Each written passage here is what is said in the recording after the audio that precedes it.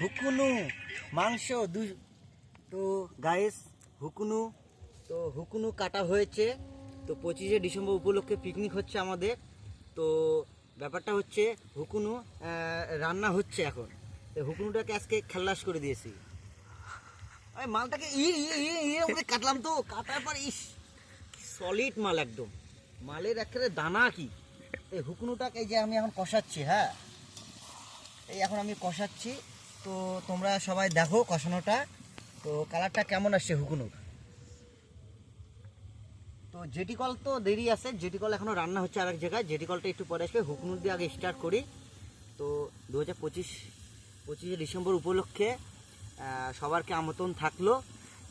রাত 12টার দিকে আসলে হবে, পরে যদি পরের দিন আসো তো আরও ভালো হবে। তো তোমরা কি খেতে চাও তাহলে 12টার দিকেই আসো। তো দেখো রান্নাটা দেখো কেমন আসছে, এই যে এখন কষানো হচ্ছে।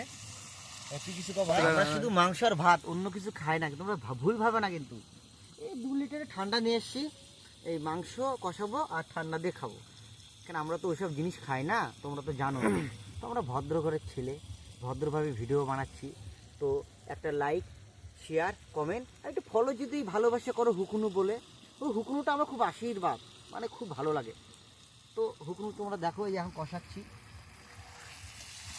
এটা তোমার হাড্ডি বাড়ানো চালু হয়েছে, প্রায় 50% হয়ে গেছে। এই যে 50% প্রায় হয়ে গেছে। তো এখন কষাচ্ছি, কষানোর পর তোমাদের 10 মিনিট টাইম দিলাম, তোমরা কিন্তু চলে আসবা। হ্যাঁ 10 মিনিট টাইম, বেশি দিব না, 10 মিনিট। 10 মিনিটের মধ্যে আসে দেবে সব রেডি হলো। আমরা এই ডায়লগটা নিউ বাইর করেছি। তো কেমন লাগছে হুকুনু এই জেটি কল? তো ভালো লাগলে লাইক, শেয়ার, কমেন্ট।